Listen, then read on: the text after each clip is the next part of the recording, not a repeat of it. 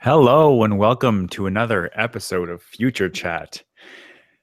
This week, I think we're going to start off by spending a little bit of time talking about how technology has. I think we're actually, to get on a divergence before I even start, I think we're getting older because we used to be kind of the tech evangelists, and now we're just sitting here, crotchety old men complaining. Speak for yourselves. I've always been a crotchety old man. Well, that's very fair. We each have a set of problems that we've run into in the last, I guess, couple of weeks. I know for me it's been at least a couple of weeks, but I want to start because Nick, I think you have the most pressing current issue. Maybe I'm wrong, but it feels that way. Nick, what are your phone woes? I'm using an old phone, Mm-hmm. and clearly I need a phone with more space, and also RAM, and also a better processor. So everything. Yeah, basically everything about the phone I need to change. I'm happy with the camera. What's your current phone? Nexus 5. Yeah, that's old. So it's now...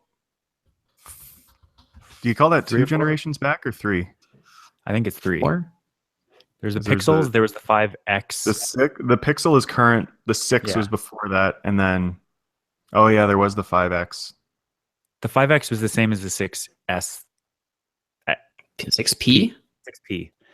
Well, I think it's only technically 2 generations old, but yeah, we might be closer to the next phone than we were from the old phone. I think the Pixel was released in the summer.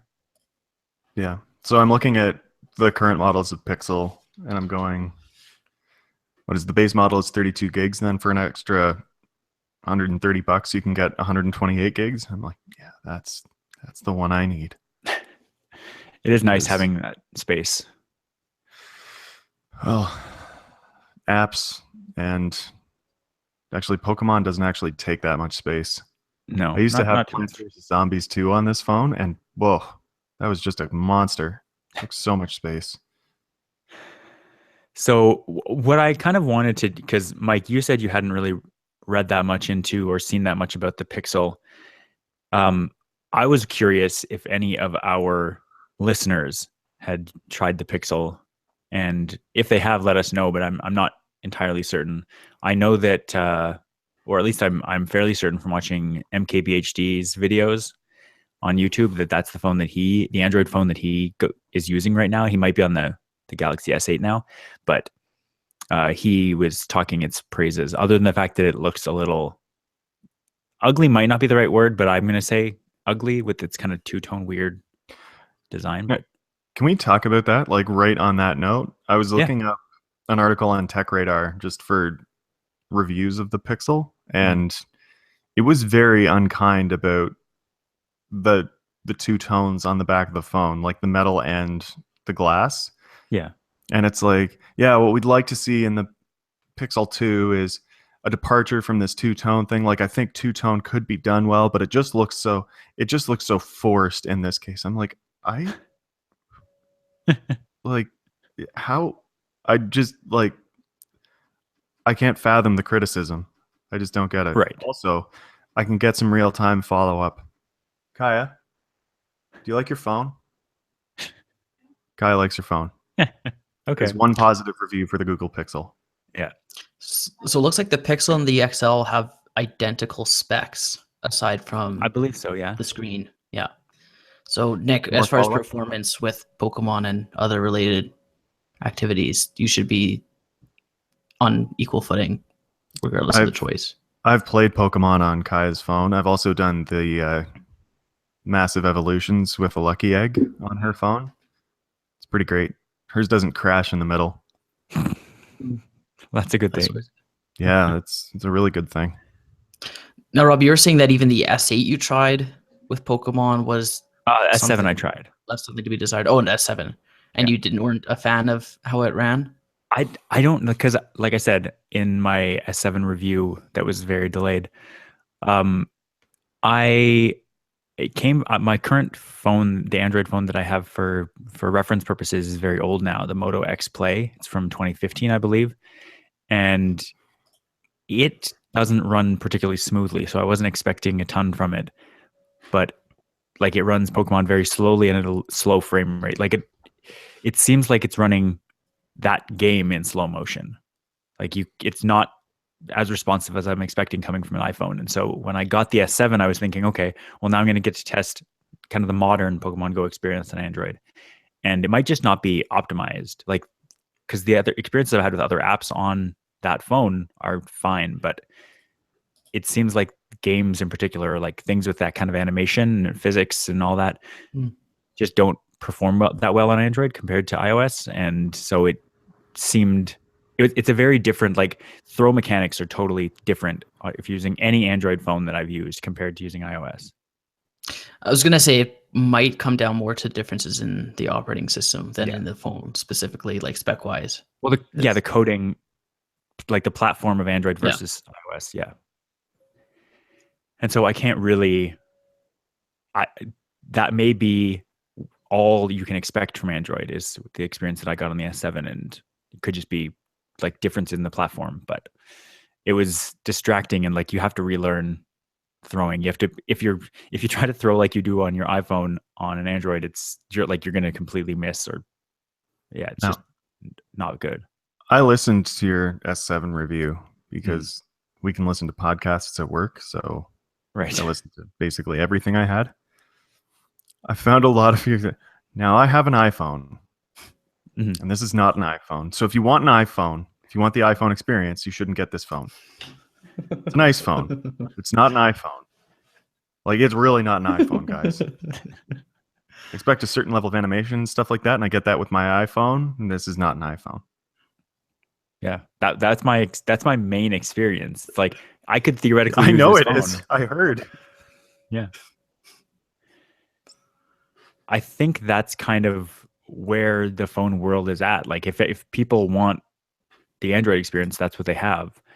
And it's usually specifically if they don't want that, either they consider it complex and they like it for that reason, or they consider it complex and they don't like it for that reason. That's kind of the points of view that I've seen about the dispute. I think what the market they're after is people who currently have an iPhone but aren't power users where they're having an iPhone for that iPhone experience. Like they'll walk into a store and say, which phone should I get? And the person sells them an iPhone. Or they'll say, oh, I'm here for an iPhone. And they say iPhone when they actually mean smartphone. Or they say iPhone because their friend has an iPhone. And they're not looking for a specific interface or performance level. They're just looking for a good phone that they can use on a daily basis, but aren't specific to what an iPhone actually offers them. Right. Yeah. And well, in the review, I also say that I basically used that phone like an iPhone. I didn't really take advantage of any of the extra features. I tried them out, but it just seems like overcomplicating in a lot of ways to me. But I have an iPhone, and that's not the iPhone way. So I decided not to do that. I'm eager. Apparently I'm on a list somewhere to try out the S8. So we'll see how that goes. And I'm looking forward to making a comparison because that phone does look really great. And my main criticism of the design of the S7 was that home button and how I kept triggering buttons on the bottom of it. And the home button totally new. Like now you just squeeze the bottom part of the phone, activates the home button. Have you tried a Pixel? No. Okay. I've held it in my hand. Like I've been at like Costco has a display and I went and tried it, but I haven't used it. The Trainer Tips, that's the one he uses as well. Okay. Yeah. Cool. So if people have any feedback for Nick about their Pixel experiences, please let us know. But otherwise, Nick, I think it sounds like we've decided that you're safe to get it if you want to. Okay. I appreciate that. Should I wait for... No, I shouldn't wait for the Pixel 2 because this phone is a... Well, you're not going to want the Pixel 2, right? Unless... Like, aren't I? The thing that people... You're either the person that's like, I'm going to get the Pixel 2 because it's the new thing, or you're like, oh, the Pixel 2 is coming out. Good. The phone that I'm going to get is going to be $100 cheaper. So if you're that if you're the new phone person, then get the Pixel 2 for sure in a couple months. But if you're the For the other way, it's like, wow, the next gen's come out. The old gen is so much cheaper. yeah. So you're probably getting into the territory now where you're going to start seeing those Pixels cut in price leading up to the next one. Oh, I'm gonna feel like a sucker if I buy one before that happens. No, I mean like that's happening now. Like they'll give you $100 off it now if you sign up for a plan and get it. I don't want to do that. Mm-hmm. In that case, maybe you would be better off waiting, but it depends if you can survive a couple months with what you have now. I probably could, but I don't want to. Yeah. Can I just say that I've had a lot of experience with this whole waiting game. Don't wait. You're always going to end up waiting. Yeah. There's always something to wait for. Well, you can always end up waiting. Yeah. If you play the waiting game, you're going to be waiting. By definition. I like tautologies. Julia has literally been playing the waiting game for like 2 years because every fall, there's new iPhone announced, and she goes, "Oh, like, I'm definitely gonna get it." And then for a couple of weeks or a month or something, she doesn't, just because like stuff is happening in our life. And then she's like, "Oh, well, if I just wait until next year, they'll be." I'm like, "What are you doing? There's a narrow window there." So yeah, I think we're now past like 6-month threshold where she's again, "Oh, like my phone's terrible and I can't take a picture because I don't have enough room," and because she's still got one of the 16 gig phones. Yeah, she needs a new phone, but we're now into the waiting for the next one phase again. Why doesn't she just like use an SD card? You mean get a case that has an SD card slot in it? No, I mean put an SD card into her phone, because phones should ideally have that, right? Oh, laptops should ideally have that, right?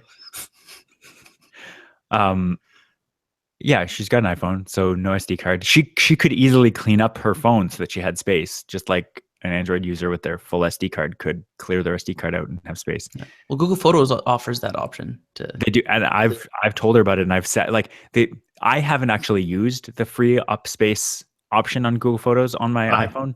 I use it all the time. It's amazing. The reason that I don't like it is because you can't say delete all photos like by month or by category or by album or by app that they're associated with. You can't do that. You can only, it's like you're either going to delete all the photos that have been backed up or you're going to delete no photos. And why do you need a local copy? Yeah. No, I just mean it's not an iPhone, guys. It's not. And the looking into the void thing. Have you ever heard that? There was described on an old episode of Hello Internet. When you're standing there looking into the void, you're about to drop a letter in the mailbox, and you're like, if I let this go, it's gone. I can't get it back. And that's how I feel about pictures. Like I've never actually hit that button because it's like the nuclear codes. You once it's done, you can't undelete those pictures. And if you have 1,000 pictures on your phone and it's like, do you want to delete these 1,000 pictures? You're like, I don't know. Are they all saved? And it tells you they are, but you're like, do I trust that? Like it's a very difficult thing to do. I've tried. I've sat there for 5 minutes just hovering and not been able to do it, even though I know that it'll be fine.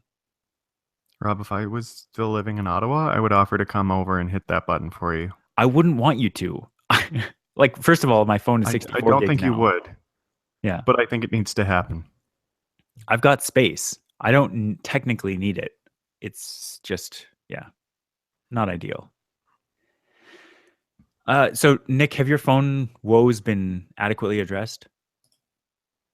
I mean, except for me complaining about the phone experience, but yes. Okay. Do you want to? No. Okay.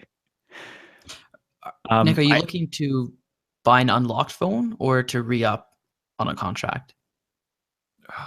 It's a great question. All the contract plans with Kudo now come with some manner of extra fee, which I don't want to pay. So I'd probably prefer to just buy it outright. And also somehow get a Saskatchewan plan.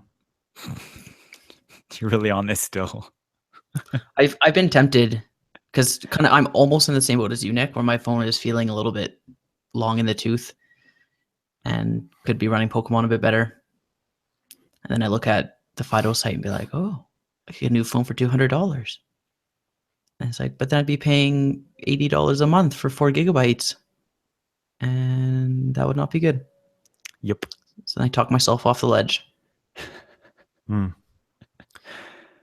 Yeah. Maybe I could just actually no. I'd basically have to get the Pixel through Kudo as well. Because no, I'd have to get the Pixel through Google because Kudo has like one option for the Pixel, Okay. and it's Yeah. not the I hate option I when they do want. So it's like, yeah, it's like you're okay with the tremendously base model, right? Oh, I was hoping for more. that. So yeah, Nick, get the Pixel. Mike, also get the Pixel, I guess, or the S8. I wouldn't sign up for a new contract unless you really, really feel like it's I'd probably worth get another money. I'd probably get another Note. Really, I don't think I'd get a Pixel. Yeah. or I'd or like having you'd pick the Note. You want that S Pen and giant screen. at this point it's more just the pen. Like the screen is more or less the same between the two. Yeah. Do you find yourself Actually, the using S8 the pen a lot? long one. Yeah. I do. I mean, like it's never a necessity where it's like, oh, what would I do without it? But it's like I have it, so it's like, why wouldn't I use it? It's Okay. nice. Do Mike? I actually didn't even. I don't even think I heard about your laptop woes. What's going on with your laptop? Well, this happened yesterday, Ah, okay. and yeah, so that's why I haven't heard about it. But I was submitting a rebate through Home Depot, and they require you to take a picture of a receipt. So I was filling it out on my computer, and my computer has a front-facing and a rear-facing camera because it's that hybrid Surface type computer that you didn't believe was even a thing. I still don't know if you've looked into that, but I trust, or you can trust me that it's a real thing. Wait, who didn't believe you? You're like, this isn't a thing. There's no knockoff Surface or cheaper version of the Surface. This isn't a thing. Yeah, maybe I did say that, and then That does sound like you. yeah. Anyway, it has two cameras, the front and the rear facing. So I was like, oh, I'll just take the picture of the receipt from this computer instead of taking it with my phone, then uploading it to Google and downloading it and putting it on, whatever. So I go to open the camera app on the computer, the Windows 10 store camera app, open it up, flip the camera around, and it goes black.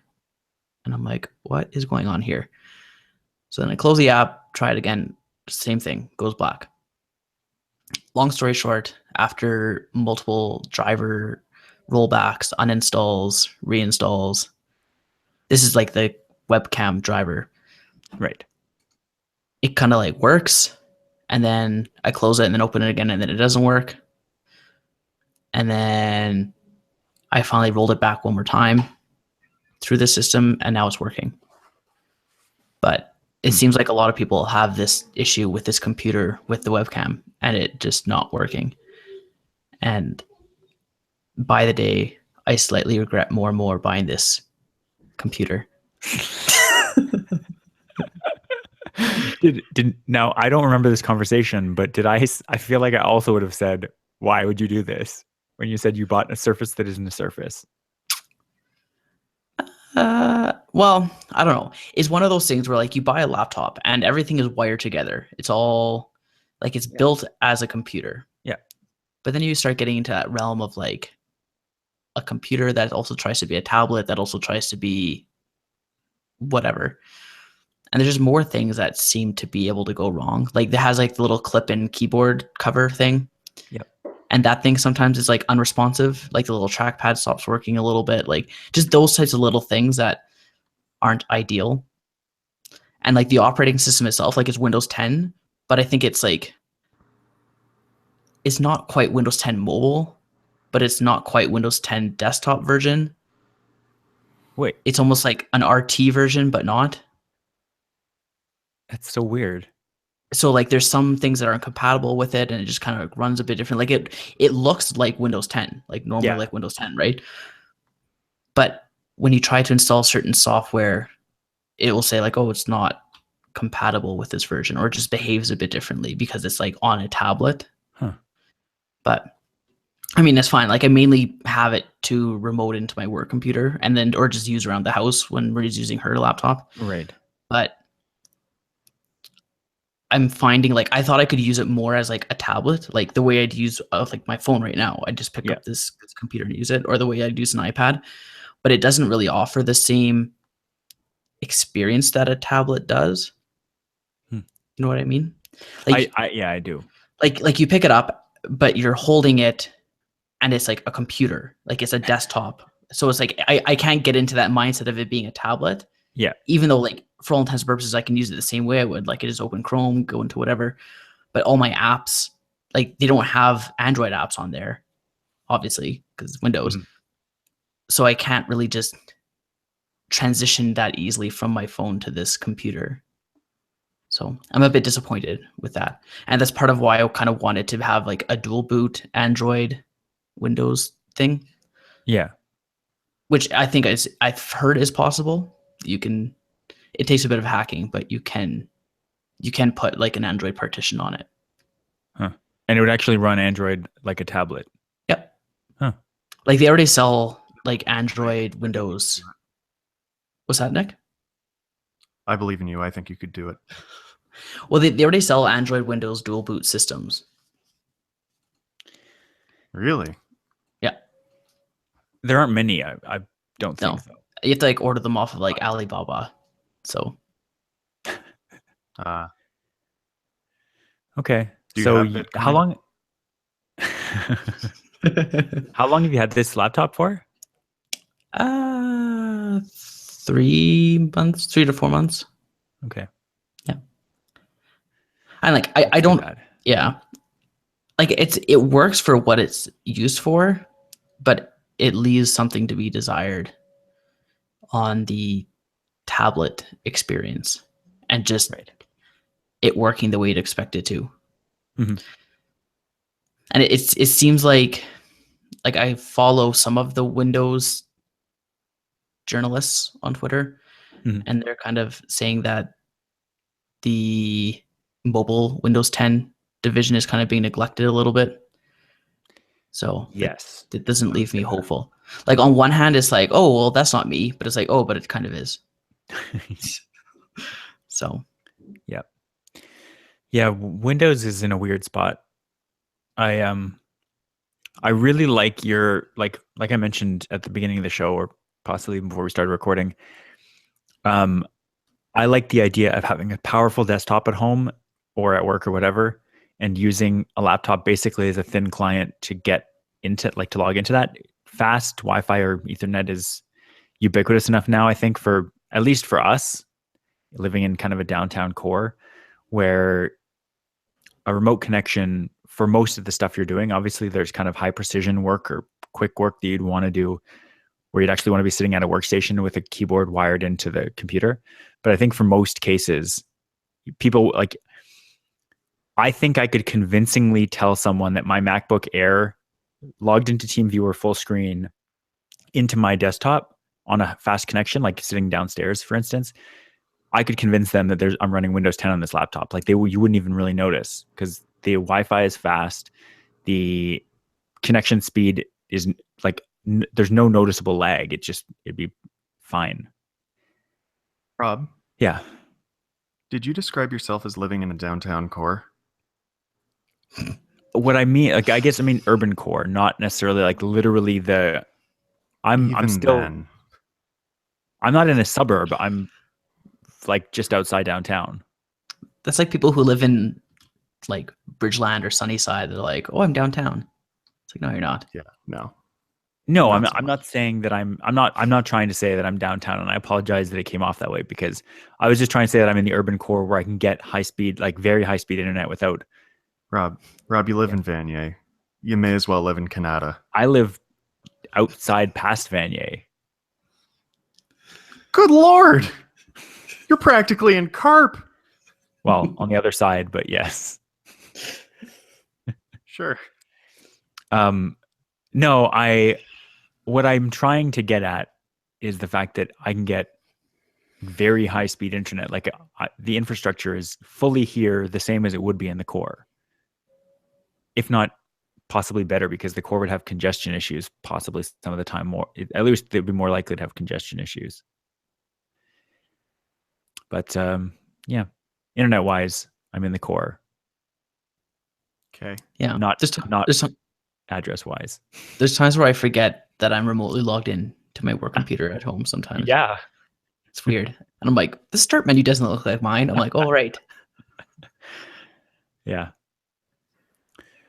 Okay, so we do eventually have stuff to get to, but I briefly wanted to wrap up. If people were listening to the episode last week and were as frustrated as I was, I apologize, because my computer had been having some overheating issues. My desktop computer, the one I used to record this show, had been having heating issues for a couple of weeks. It all started when I opened it up. Specifically, I took off the heatsink and cleaned it basically very thoroughly. When I tried to put it back on, it was never quite the same. I reapplied thermal paste, which most people don't know what that is, and that's a good thing. The stuff that spreads heat from the CPU to the heatsink, I didn't apply it very well. It was the second time I tried to do it, and so the CPU was having trouble staying cool. I finally settled it to where it was stable, but it wasn't cool. And yesterday I finally took another shot at it with a little more experience, and so I'm running cool now. But lesson to you kids, you will probably screw up your computer if you take it apart. Especially that CPU has been attached to that heatsink without any problems for literally 8 years. And I took it off once, and all of a sudden my computer was like, the CPU was breaking 100 degrees, which is well over what you're supposed to be. And last week I was recording. I was approximately at 100 degrees for most of the episode, because I'm broadcasting live video and I have audio recording. I have a few programs running, and but things are okay now. So I tested this last week or yesterday when I was doing this, when I was finishing it up, and I had no clipping issues. I had no weird audio artifacts from my CPU running incredibly hot. So my fingers are crossed that everything is working out fine. Mine too. Rob, does your phone get hot while playing Pokemon? Yes. Not hot, but warm for sure. I've had times where I have Pokemon running and I feel the screen, and it literally burns me. Like, I touch it, I'm like, ouch.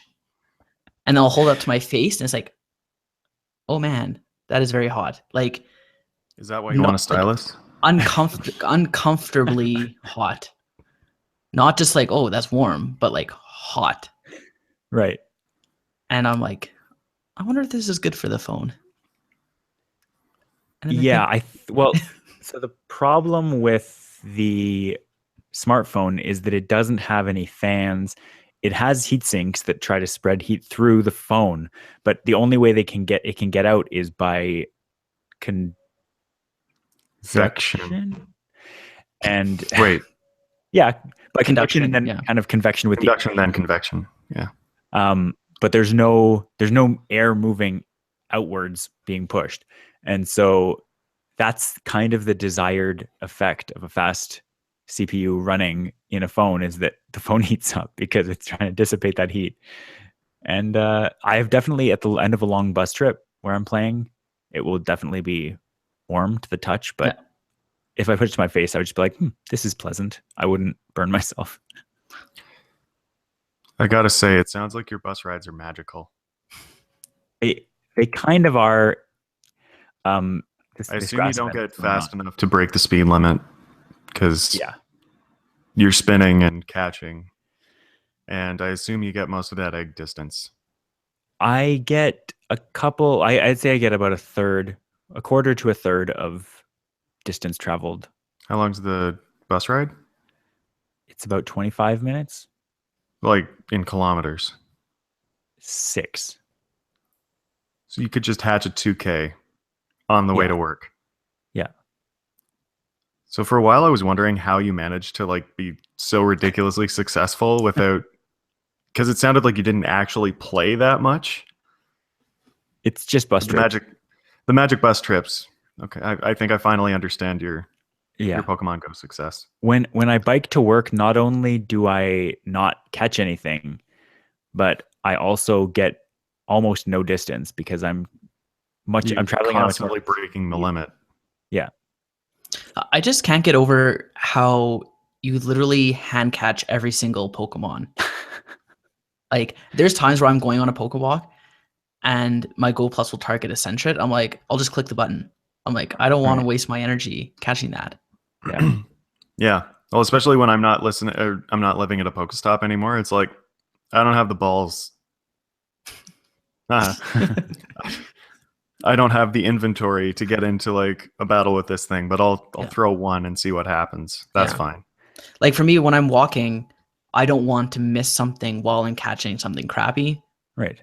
Right. Because I'm walking and I'm not stopping as I catch every single one. So if I waste my time catching a Sentret as I walk past like a Larvitar, it's like that would suck. So I constantly worry about that on the bus. Yeah. But so the Go Plus, I feel like we might have had this conversation briefly before, but with the Go Plus, is the little purple ring that I see when I tap a Pokemon what the Go Plus brings up when you encounter it? What do you mean it targets a Pokemon? How do you know which one it's targeting? It has a little like arrow target pointer. Yeah, there's a little pointer the shape of a Google Maps pointer.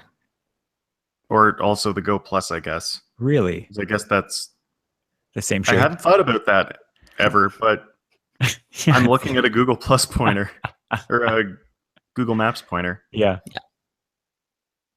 Okay. Yeah. So and it's something that I've never seen before. Yeah. That's so cool. What a good idea. Will someone let Niantic know that I approve? I'll let them know. I know they've been waiting to hear from me. Yeah. So I'm at 148 of 200 dark types for the gold dark type medal.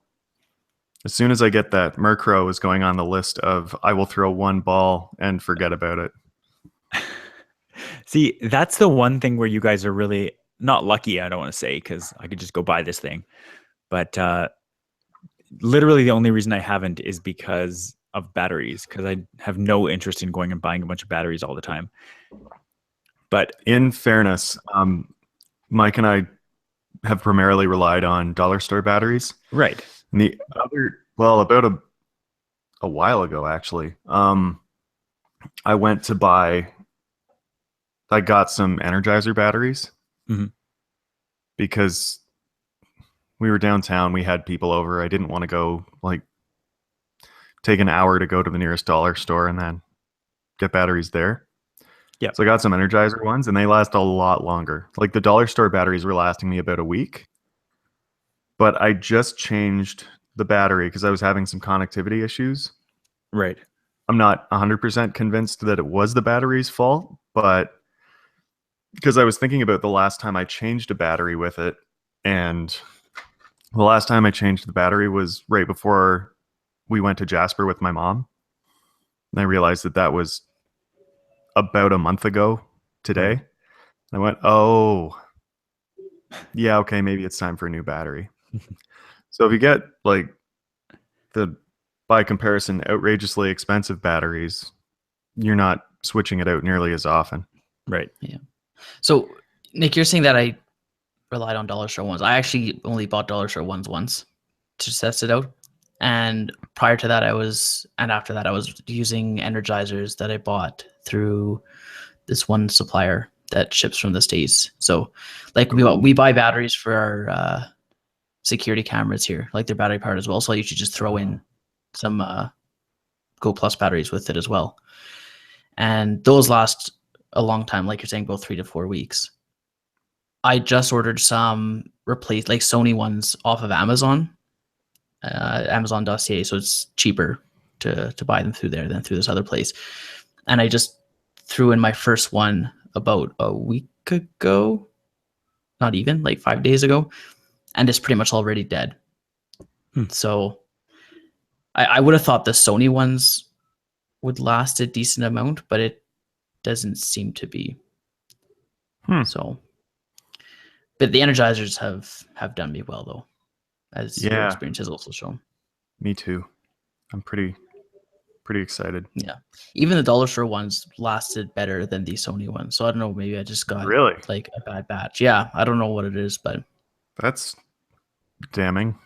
yeah. It is. Just for the record, so everyone at home is aware, when Mike and Nick say that they're, I don't know, are you not envious, not jealous of me, but are you proud of me for catching so many things? I'm impressed. Okay, No, impressed. I'm envious and impressed with your bus trips. The bus trips I don't care about. I'm impressed that your endurance allows you to catch that many by hand and gain that much experience just through like pure like I'm able to click and get 25 XP worst case or 150 XP best case plus the Stardust plus the candies. Like I probably would have quit a long time ago if I had to grind the way that you've had to grind. I don't think like that's not my opinion as much because I've like Kaya hand catches everything, and when Pokemon the Go Plus was actually able to multitask. But what level is Kaya right now?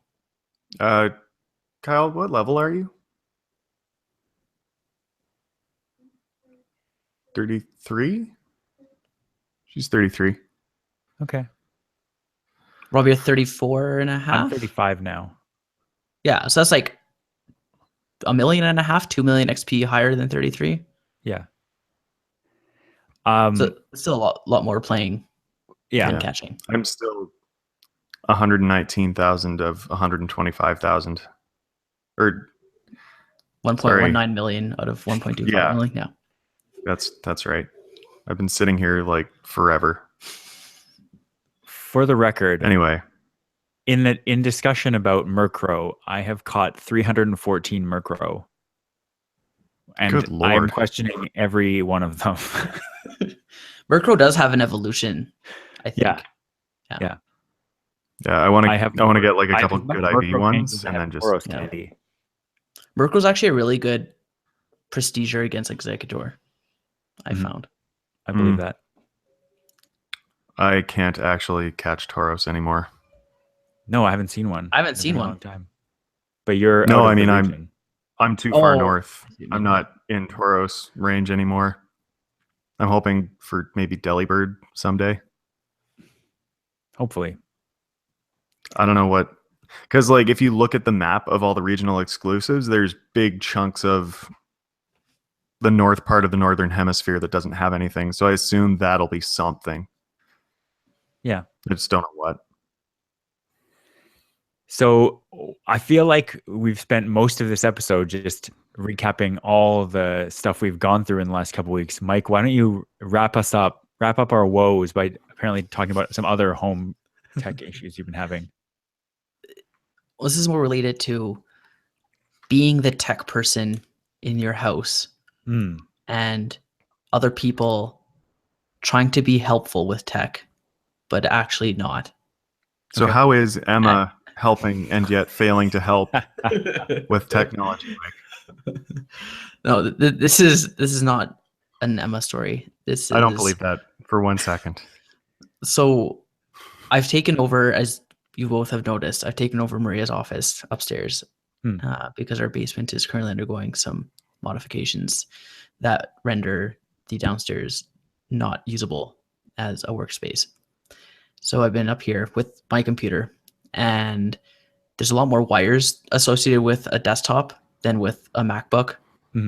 I think that's a fair comment. Part of what comes with having wires is unsightly mess. Yeah.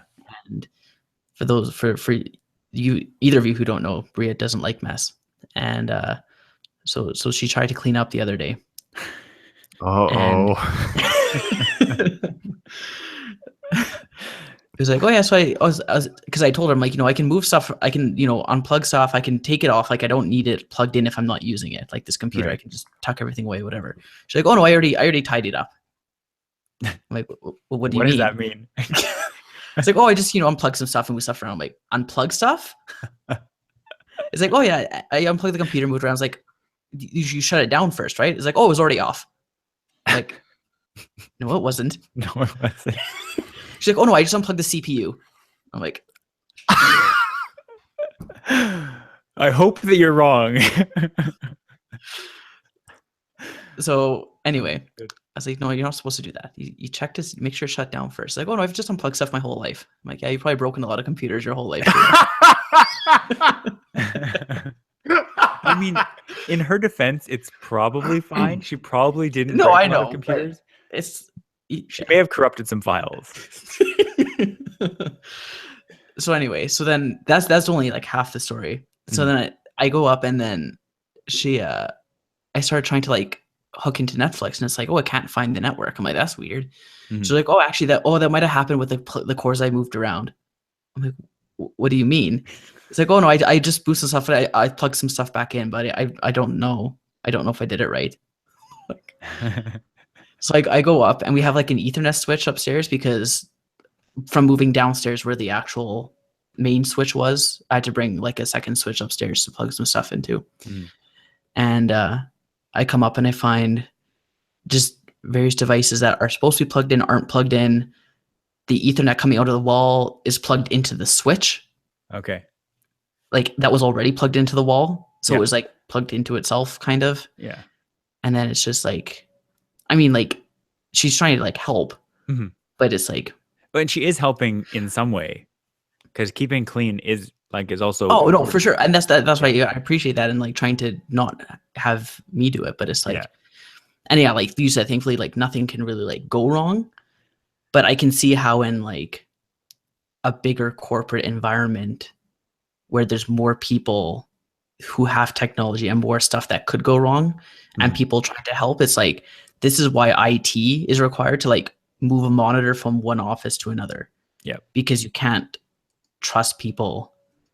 Like they'll be entirely well-intentioned and possibly even capable of doing something, but you just can't have that as like an ongoing process. It's like you need specified people to be taking care of things just to make sure that things are done in the right way. Yeah. I once toured a lab. I think Rob also saw it. It's like gas phase ion, so spec. But it was a mass spec from like the 60s or something like that. And so this thing is just massive. Like one day there was construction going on like just outside the lab because it was a basement lab too. And like they were jackhammering, there was heavy equipment going around, and a bunch of the labs that day just had to shut down because if they had any sort of sensitive instrumentation at all with all that rattling, it was going to go so far off it wasn't going to work. Right. It's kind of like how it used to go through downtown Ottawa. They'd go right past the NRC, and whatever electrochemical experiment you had going at the time was just because all the rattling had just thrown all your data to shit. Yeah.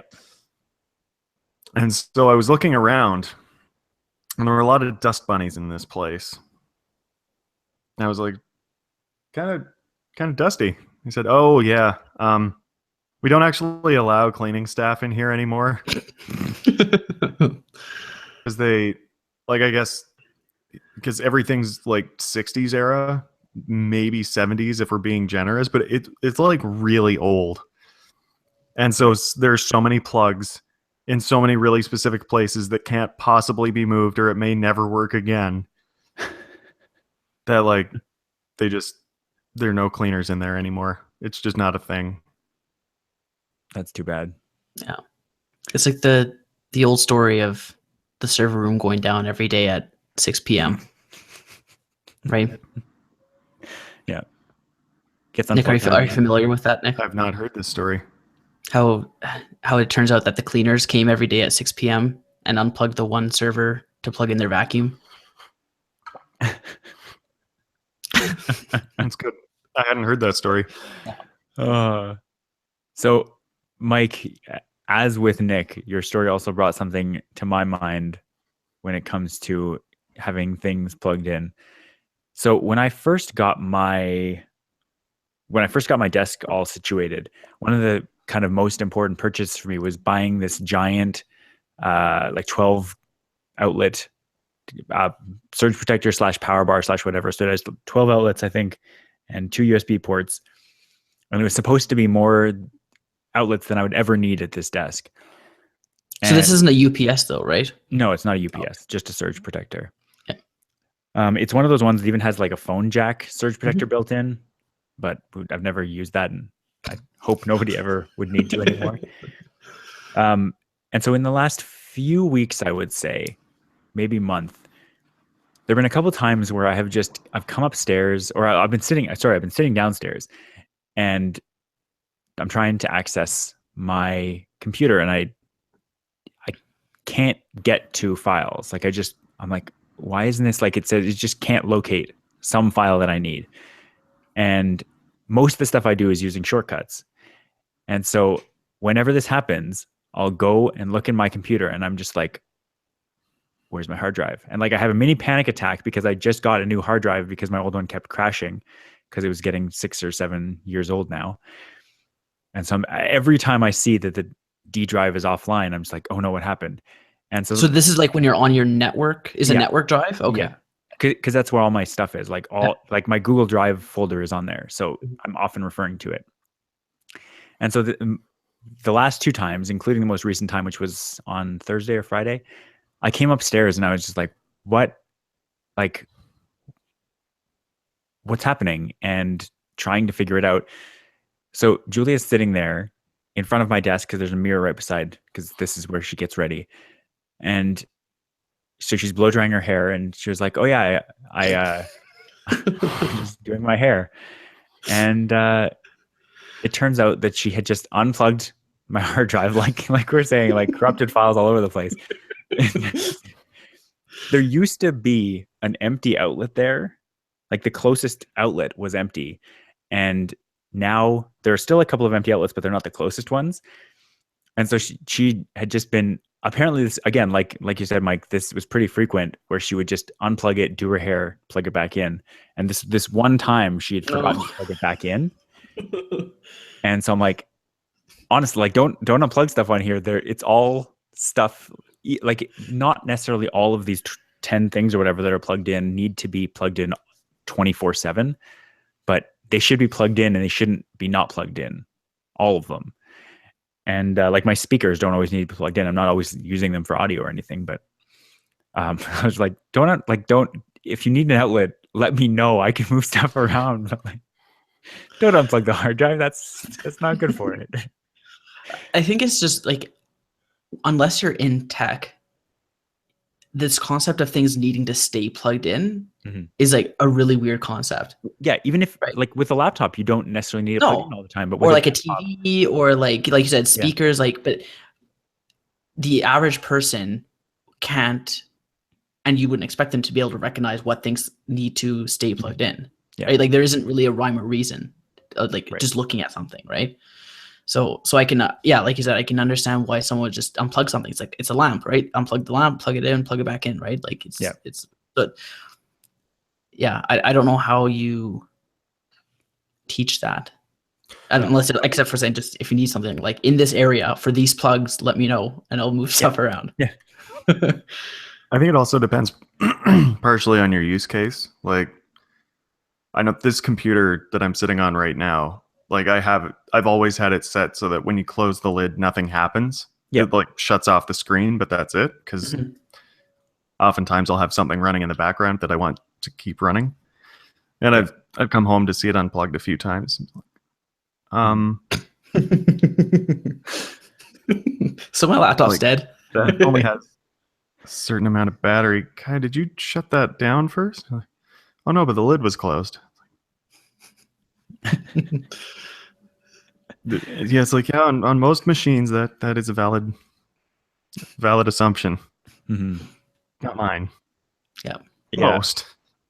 You know what's funny though, because I'm trying to think about this from the perspective of our significant others, our darling significant others, all just are trying to help us by trying to clean, because we're such slobs.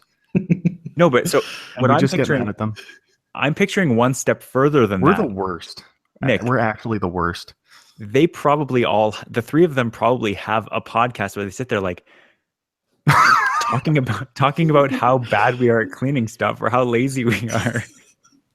And they'll talk about our well-intentioned cleaning Yeah. efforts and being like, they just mess it up every time they try to wipe the counter. I don't understand why they can't recognize what things need to be wiped with water, what things need to be wiped with sanitizer, what type of soap to use. Like, how hard can it be? I don't expect the average person to understand what type of cleaning product to use. But is it really that hard? I'm actually the one that's better with that. There are more like that example, using that, and it's the one that comes to mind, sounds kind of like stereotypical gender roles kind of thing. There are many other examples that I can think of where like I do stuff so wrong, and I'm just like when it's explained to me why it's wrong, I'm just like, that sounds so like that's messed up. Why does it need to be this way? It's actually a while ago when my mom was here. She's never had a steam cleaner, and so I've been using the steam cleaner to clean the washroom when I do it. And so at one point I'm standing there like over the sink, like showing her how you can get everything really nice and shiny with it. And then I stop and I pause and I look at her. Did you ever think that you'd be taking cleaning advice from me? Her reaction was the same, except she laughed harder. Yeah. No, and none of this is meant to be like gender role stereotypes or anything. It's just within our family, and it sounds like it's or same kind of the same within your households. Like that's just what people take care of is like tech and whatever stuff. And unless you're working with it all the time and kind of have familiarity with it, like you're not going to have that same understanding of how it works and kind of how to kind of work with it, right? Like, yeah, and again, it's similar to like the stuff that Maria takes care of, right? So it's funny, like we're all just trying to help each other. That's all. Like I leave the TV completely alone, like our cable box. If I went in there and started messing with stuff on the DVR, like I would wreck everything because I don't use it. I don't know how it's been set up by Julia. Like she records all kinds of stuff. If I went in there and I was like, oh, this episode of TV is like a year and a half old, I can just delete that. She'd be like, no, what are you doing? It's just like, ask me, please. Yeah. It's a different world. So we have used up the vast majority of our time this week. Mike, do you want to take us out a follow-up with the one story? Do you even have a CIBC account? What are you following up on here? Is this relevant to you? This is following up on our mobile payments discussion and how banks are kind of taking different approaches to how mobile payments are going to be operated under their financial institutions. And CIBC, as I mentioned before, was partnering with Samsung Pay. And I think they possibly have Apple Pay too, maybe. But I know for sure they're partnering with Samsung Pay. But I guess CIBC is deprecating and looks like removing entirely their mobile payment app. So similar to the TD system, where it's all within their own system that uses the NFC of the phone, but isn't a proprietary payment method per se. It's just they're able to set up transactions through their app by linking a credit card. And I think at this point it is just credit cards that are linked with those accounts. Right. And they're removing that in with the idea of having Samsung Pay, Android Pay, and Apple Pay replace that app. So they're going to try to buy into those systems more than try to maintain their own mobile payment app and set up, which is good. I think that's what ideally all banks are going to do, is stop trying to do their own thing and just get on board with what's kind of becoming the 2 or 3 standards of mobile payments. Right. So this is a good new step forward for CIBC, and hopefully the other banks kind of get on board as well. And like right now, I don't think Android Pay doesn't even work in Canada right now. No, At I least don't from think so. what I can tell. There are some banks that do, like CIBC, that do have mobile payment systems, but they don't use Android Pay, as far as I know. Yeah, and that's where this is kind of getting at, is the one that CABC had been using, they're removing. Just Yep. they're choosing not to support it anymore. So Yeah. I guess I'll wait for Android Pay to be in Canada and just continue using whatever Apple Pay systems they might have set up already. Yep. So good news. It is, but I noticed that Android Pay isn't currently, it's not listed here. I wonder if they're doing this because they know that Android Pay is coming, like maybe at Google I/O, if they'll announce an expansion of Android Pay to Canada, like more banks supporting it, because it seems what? Right. Like they specifically mention Apple Pay and Samsung Pay. Exactly. So if they're in talks with it, but they can't obviously speak about it because it hasn't been announced. I'm wondering, because Android Pay is going to be a lot more popular than Samsung Pay, I would have to imagine. Right. Assuming kind of equal availability of both. But I don't really know. It seems like a weird exclusion to not even be mentioning it, unless there's some kind of embargo or some kind of, like, discussions are still ongoing about it. It could be that with their partnership with Samsung Pay, they're not allowed to go with Android Pay. It could be, but that would be weird. It Would it be definitely weird? could be. I think it'd be weird for Samsung to say, no, you can't. You need to use Samsung Pay. You can't use Android Pay. But Samsung Pay is competing with Android Pay. I know. Well, are they? Yeah. Like on Samsung Samsung phones. phones they are. Right. But So on Samsung phones, they want people to use Samsung Pay, not Android Pay. But what about LG phones Then you or have to go any with a other different phone? No, I know they're not after that market. But they're after, like, I don't even know what the percentage is of their market share, but the vast majority of Android phones right now are Samsungs. Yeah, I mean, it's probably the majority. I don't know if it's a vast majority. There's lots of, like, maybe if we're talking about just Canada, because there aren't world. No, there are a ton of other companies that are, like, definitely taking away majority market share. There's so many different phone companies around the world that are popular in different places than just North America. Like, Huawei is gigantic outside of North America. It's relatively small here, but growing, but it's huge elsewhere. Like in China, it's enormous. I would not believe that Samsung has a vast majority of market share around the world. So Samsung in 2016 Q3 result that came up, they had 21% market share. Apple at 12.5, Huawei 9.3, Oppo, whoever that is, at 7.1, Vivo, again, whoever that is, at 5.9. So they've got at least a threefold higher market share. They have a plurality of market share. A which? The most out of any other, like, compared to any other individual manufacturer. I'm not saying they don't have that. I'm saying that they don't have a majority. They have 20%. Right.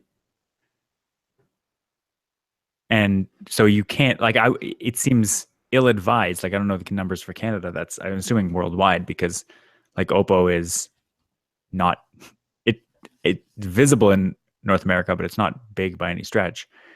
It'd be weird to go exclusively with 1/5 of phones, or 1/5, I guess, of Android phones. Maybe a little over a quarter or so. Oppo isn't OnePlus, is it? No, OnePlus is OnePlus. Okay. Oppo, I've heard a couple of their phones. I think it's, kind of Eastern countries. The Far East. Yeah. Nick, are you muted? I see your mouth moving, but I can't hear you. I was muted. I know Oppo makes suits. I think that's a different Oppo. Polyester novelty suits. Novelty suits. Yeah. Like clown costumes. Did you see a picture of my Christmas suit? No. feel like I may have. Ooh, Is this where let Don me Cherry see. gets his clothing from? No, I've actually watched how he does that. He gets everything done custom because Yeah, of course he does. how else would you get shirt collars that high? So Nick is going to search for a photo of his Christmas suit. Nick, before we wrap up, I feel like we should. I did want to talk about this this clickbaity headline you have in the notes because I also read this or heard about this story, and I'm very intrigued to talk about it a little bit. Okay. We can wait. Hold on. I have the link. Marker dropped. All right. What are you talking about? My story? Yeah. What if I told you, fellows, that we could have bricks on Mars? I would be excited. Yeah, no, they're talking about how Martian soil could be used to build a colony. Because the general theory is that any colony on Mars is going to have to be self-contained, and if it's actually a colony, they're probably going to want to have some manner of permanent structure. So, like the Saudis in Western Canada, they're thinking they could build really nice structures out of the Martian soil. Pausing for reaction. Well, like I said, I read this, Good. so I'm very eager to talk about it, but it's not a surprise to me. Okay, so where is it? They actually, I forget how much pressure they put it under, but they basically got a big hydraulic press to press some brick. First they let it dry out, then they pressed it, then they let it dry out again. I don't know where the moisture is coming from, but it converts it from, I think it converts the iron oxide from magnetite to hematite. Okay. Hematite and ilmenite form a complete solid solution at temperatures above 950 degrees Celsius, or I imagine very large pressures could induce such local conditions. But it sounds like they can make really, really solid, really, really strong brick out of the Martian soil, which could lead to a really good way of building permanent structure. And like Belleville, where the bedrock is gray and the buildings are gray and the sky is gray, you could have a similar situation on Mars, just with warmer colors. Yeah. More reddish hues. Yeah. I'm assuming some sky that isn't red. I think the sky is pretty red most nice, days. Nice contrast. Yeah. Hurricane-filled sky. That one's the one with hurricanes, right? Mars? No. I think you're thinking of Jupiter. No. They have sandstorms on Mars. Maybe. I feel like there's pretty aggressive hurricanes on I like Mars. how you're asking us and then you don't believe the answer. But aren't hurricanes only come off of liquid, like moist air, don't they? Hurricanes only come off of temperature differentials and pressure differentials. They're based on those. Like hurricanes are a water thing. Maybe. They're definitely like it's variable air temperatures caused by water. I don't think it's necessarily just the water part. Looks like NASA's saying that the winds on Mars would top out at about 60 miles per hour, less than half the speed of some hurricane force winds on Earth. Well, and not only that, but like was mentioned in the aftermath of the Martian movie coming out, there's a lot less atmosphere. So while they would be moving very quickly, they would not have a lot of the same forces applying because there's a lot less air actually moving that fast. So even though in the movie there's a giant, like a satellite dish breaks off and ends up, spoiler alert, impaling, it's like the first 5 minutes, impaling Mark Watney. That would not happen in actual Mars because there's not enough air moving that quickly in order to actually move stuff around like that. So the air velocity is high, but the flux is low. Right. Not a lot of air pressure.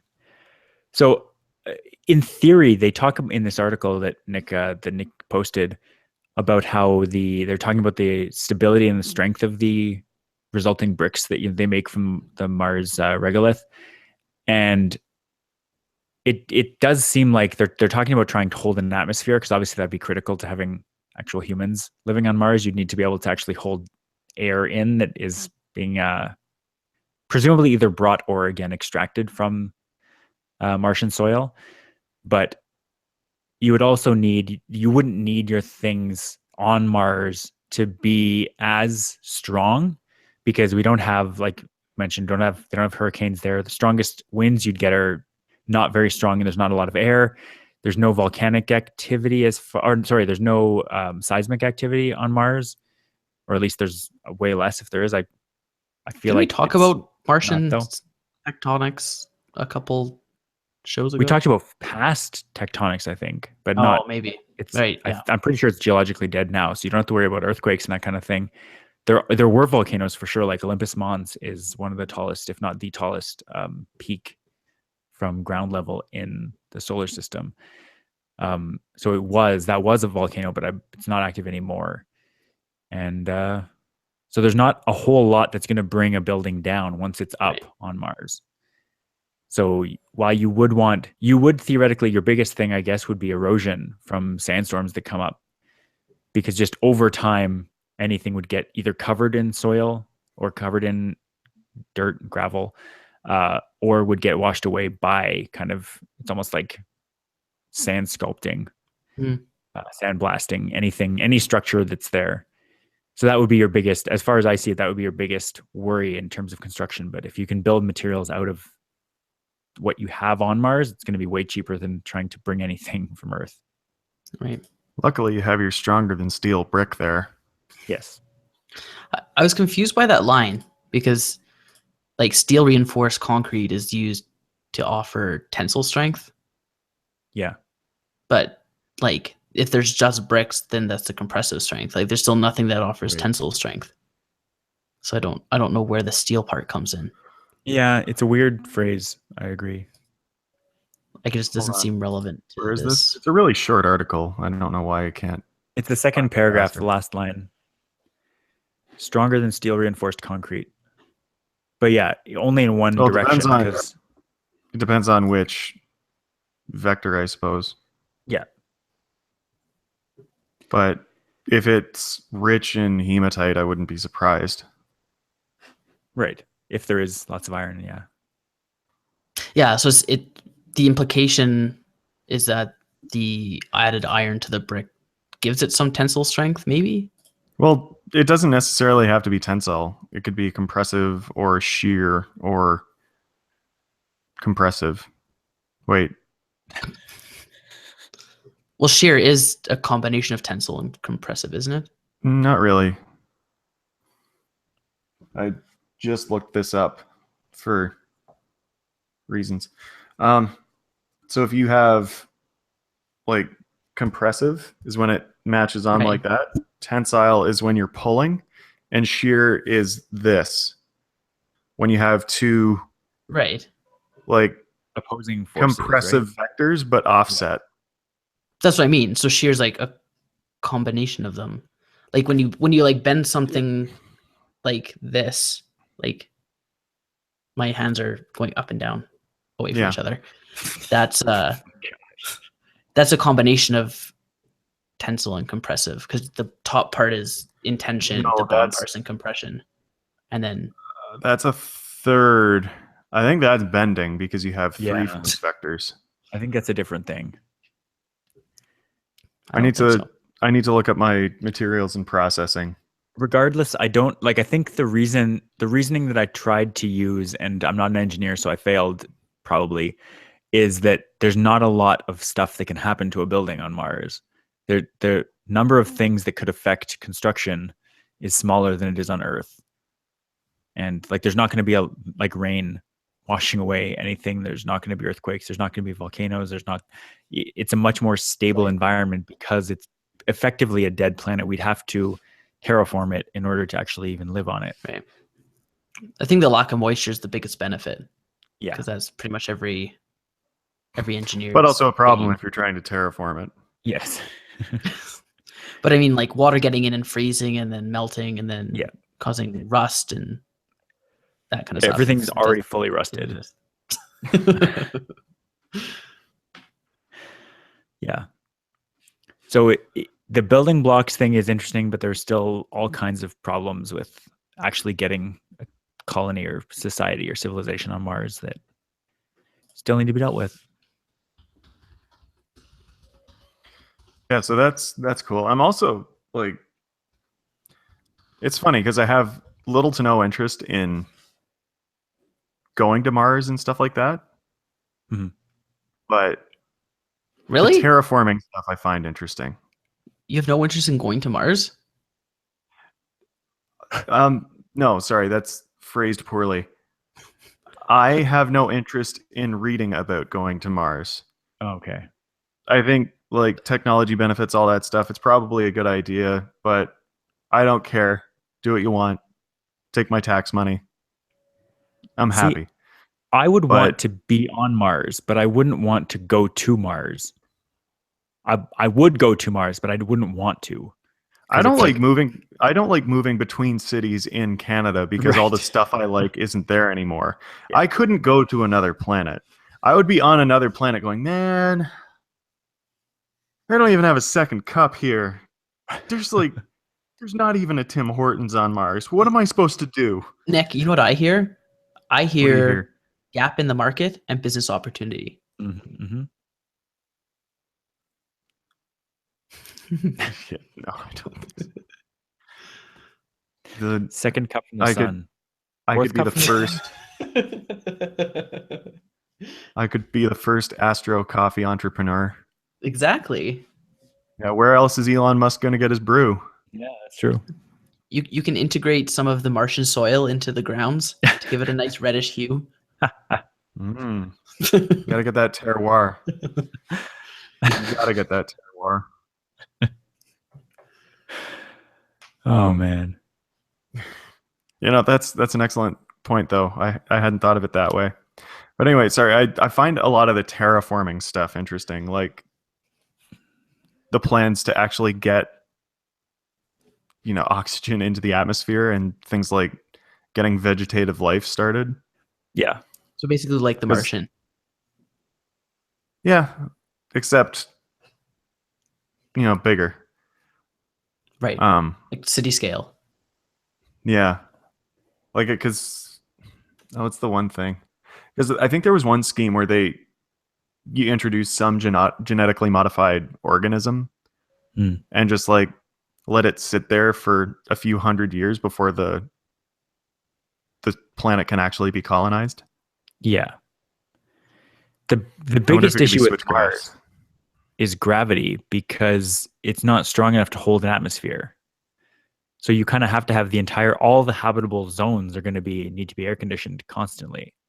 Like not air conditioned in the temperature sense, but air conditioned in the trapped recycled air being filtered through again and again and again. Gonna have to have a bunch of domes. Yeah. That'd be a great spot for a hyperloop. It would be. Got a pre-built-in vacuum. You just have to expose it to the air. Beautiful. Well, I'd still build the tube because sandstorms. Yeah, build the tube for sure. Maglev would be so much easier. Yeah. Most of the ground is already ferromagnetic. We're going to build a train on Mars. Yeah. And a coffee shop. Mars Pioneer right here. That's us. Yep. So I feel like that's it for the week. We're over time now. You guys have anything else to add before we wrap up? Nope. All good here. Sweet.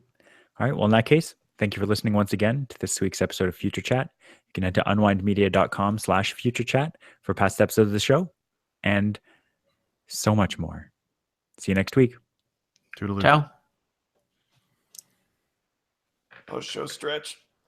Oh God, that's the stuff. I feel like that was cleaning out a lot of stuff from weeks past. Oh, right. Rob, I'm impressed at your mentoring of or advisory in the hashtag podcasting channel. Why? That's why I wanted to start it. Your wealth of knowledge is so much deeper than I thought. What do you mean? I don't know what's being talked about, but check out the balcony. Nice. There are plants on the balcony. Plants on the balcony. Can Edmonton support that? I mean, I'm pretty sure the answer is right in front of you. Obviously, they're out there, but are they going to die? Edmonton's actually better than Calgary is for gardening. Okay. We actually know people that have fruit trees here. Right. There's a dwarf kiwi plant and a sour cherry tree on this one property. It's beautiful. But it gets like, it's still chilly now. They were out there because it was warmer. We'll see how they fare today. Right. Because it's getting pretty chilly. But it tends to stay warmer through the day and night cycle. Right. Or there tends to be less of a difference, and it's less dry, and there's more sunlight, and. Okay. Yep. Rob, I was referring to that. I didn't know there's so much involved on like the server management side. I'm managing a VPS, right? But that's my choice. Right. So I thought what we were doing. I thought what we were doing was a lot more hands off than what it is. Can be. No, I know that's, and I figured that is what we were doing. It's like, only complicated because I made it complicated on purpose to learn. Right. I thought we went like the sign up for Squarespace route and everything's there. No, I pay per month for access to a server, and then I installed everything on the server myself. Yeah, I didn't know that. What are we talking about? Where does he discuss this? The podcasting channel on Slack. I do not have access, and I'm not sure I want it. You definitely do have access. You just haven't seen it. You have to click the plus button to add the channel. No. It's not me that needs to do that. Pretty sure it is. Goodbye, live broadcast.